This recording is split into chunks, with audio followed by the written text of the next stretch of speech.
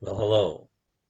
Today I was reading in the seventh chapter of Romans, and when I got to the eighth verse, it reminded me of something that Hal Lindsey wrote back in the 60s or 70s in one of his books. I don't recall which one, which illustrated beautifully, I thought, the meaning of this verse. So I'm going to read the eighth verse of the seventh chapter of Romans to you. Then I'm going to tell Lindsay's little story that I think helps us understand that really well. Uh, Romans 7. Well, I'm going to start reading with verse 7. What shall we say then? Is the law sin? Certainly not. Indeed, I would not have known what sin was except through the law.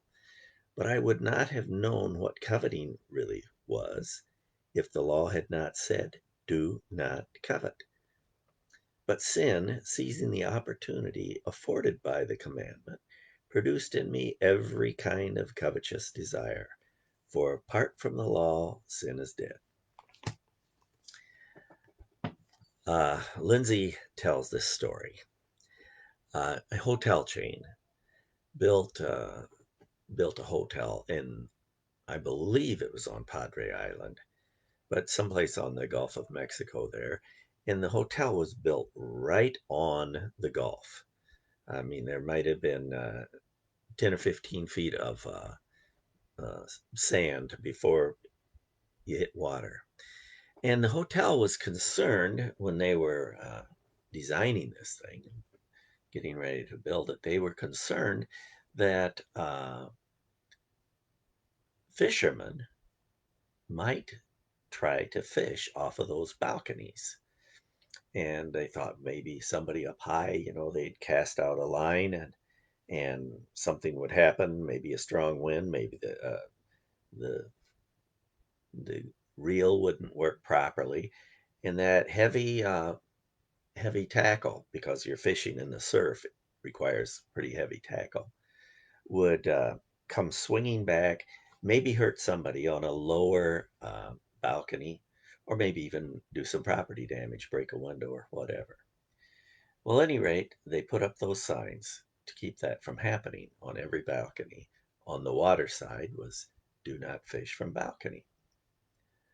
And just as they feared, they were having problems with people fishing off of that balcony, causing property damage, um, potentially dangerous situations because people on lower balconies might potentially get hurt. So they were wondering what to do with that, and someone just suggested, take the signs down. Well, they took the signs down. What happened? No more fishing off the balcony.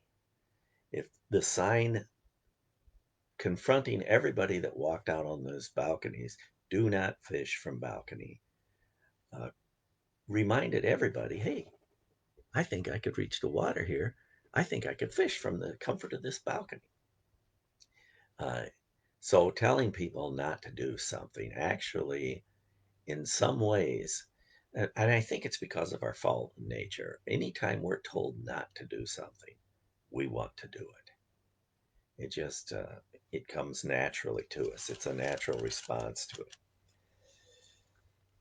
Well, I think that the Lindsay illustrated the verse well with that.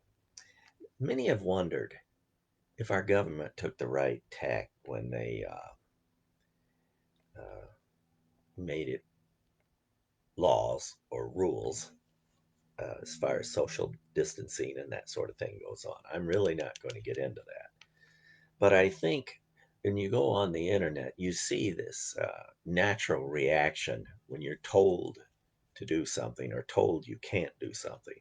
There's a natural desire to say, who are you to tell me uh, what I can do, what I should do?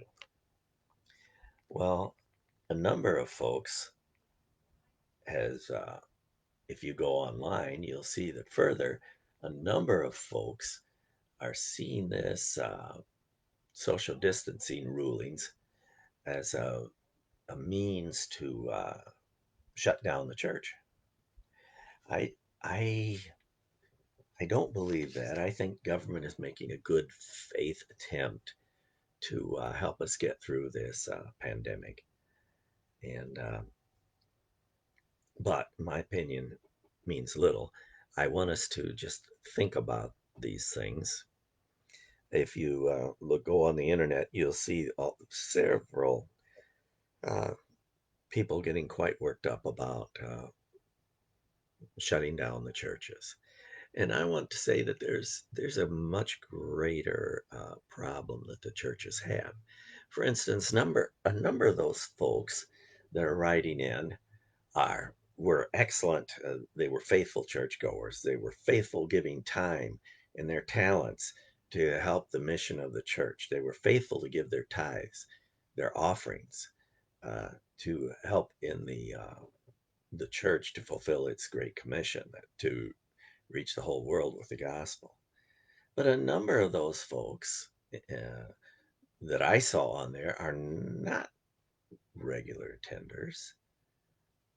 They did attend when they had a chance, but sporadically.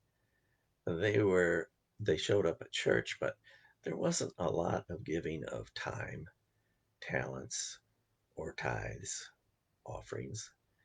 And I think the apathy of Christians is a far greater threat to the church than this business of social distancing.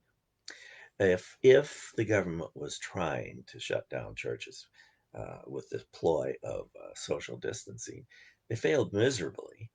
And I can just tell you that because our church, uh, our messages are seen by 4, 5 times more people than we were used to having show up at church. So, if that was the government's intent, it's uh, it's a very, and I don't believe it was. It's failed miserably. Now, as far as these stay-at-home restrictions go, I think it would be good to examine our own hearts and our positions on this matter, taking into account the good of others, or might they be driven by this natural resistance to being told what to do? I'm not going to answer that for you. You're going to have to think about that. It's something to think about at any rate. Well, I'm missing you all. And until we meet again, may the grace of our Lord Jesus Christ be with your spirit.